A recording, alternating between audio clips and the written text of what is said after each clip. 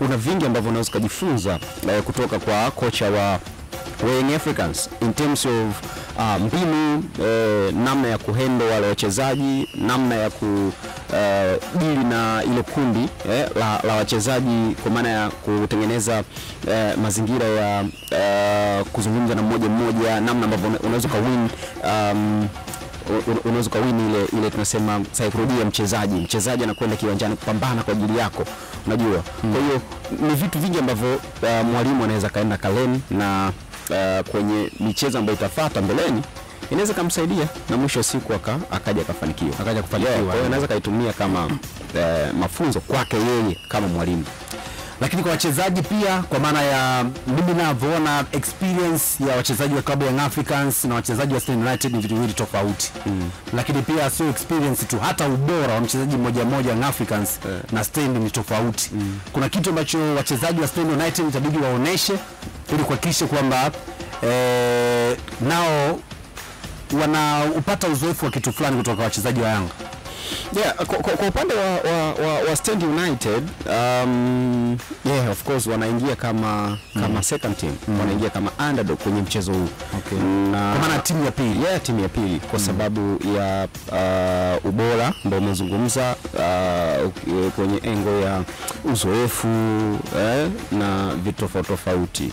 Sasa nini ambacho wao wanatakiwa kukifanya ni kuhakikisha kwamba wanakwenda kufuata yale maelekezo ya mwalimu, lakini pia ile commitment, self commitment ambayo kwa kiasi kikubwa ndio ambayo inaweza ikapelekea wao wafanikiwe, kwa sababu mbinu kutoka kwa mwalimu au mbinu kutoka kwenye benchi la ufundi ni vitu ambavyo vimetengenezwa theoretically, kwa maana ya kichwani. Mwalimu waangalia Young Africans, ameangalia madhaifu yao, ameangalia ubora wao, then ametengeneza mpango mkakati wa kwenda kutekeleza. Sasa ili kugeuza kutoka kuwa theory na kupeleka kwenye practical, nani ambaye anatakiwa kutumika? Ndo hawa wachezaji.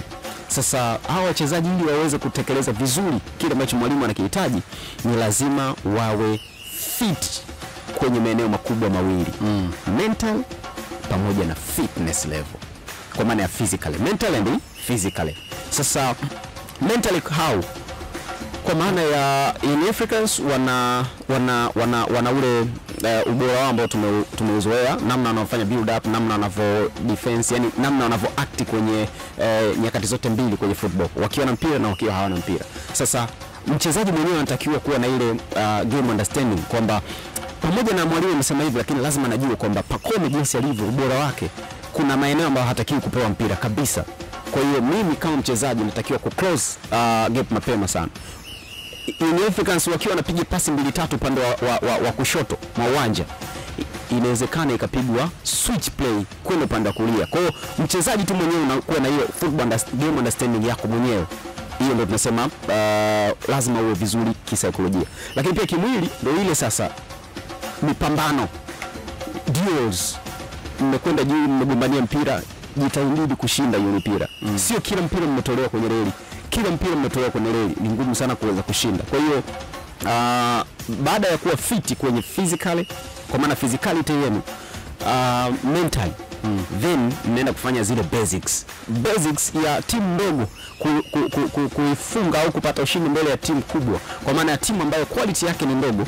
Kwenda kuifunga timu yenye quality kubwa ni kufanya vitu vya msingi ambao tunasema basics. Sasa nini sasa vitu vya msingi tunavyozungumza? Lazima muangalie kwenye mpira tuna nini. Kwenye football tuna time and space. Tunatakiwa kuto kuwapa nafasi wapinzani wetu. How tuhakikishe kila unapokuwa na mpira tujaribu kuwapa pressure, weka pressure. Kwa hiyo ukitaka kukamilisha hilo, lazima muda wote uwe unakimbia, kusiwe na abiria uwanjani, sio?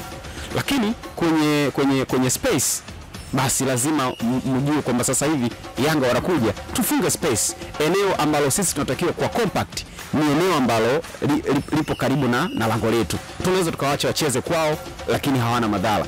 Lazima tuwe compact. Ili kuwa compact, kusiwe na makosa. Lazima kuhakikisha kwamba wote mnaimba wimbo wa aina moja. Mmoja tu akienda ndivyo sivyo, rahisi sana kuweza kupata adhabu. na michezo kama hii pia kitu cha msingi zaidi kinahitajika umakini, concentration, ambayo hii ipo kwenye maeneo mawili going forward, kwa maana ya offensively pamoja na defensively. Sisi tunalinda, lazima tu switch on muda wote. Yoyote ambaye switch off, Afrika subora wao tumekwisha. Alafu hii ni knockout game. Offensively, mechi kama hizi Benzo, Stand United hachezi na Cosmopolitan, hachezi na African Sport.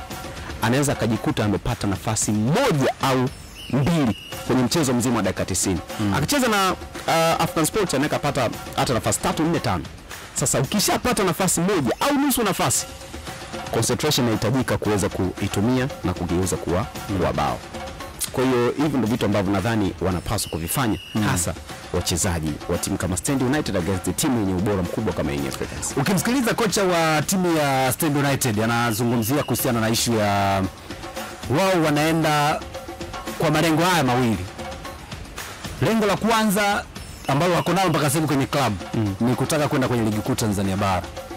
Lengo la pili, kama bahati itatokea, ni kuendelea kwenda kwenye hatua inayofuata ya michuano ya CRDB. Kocha bana anaenda na malengo mawili kwenye mechi moja. Shida huwa inakuwa wapi kwenye kupata matokeo? Psychological kwa wachezaji.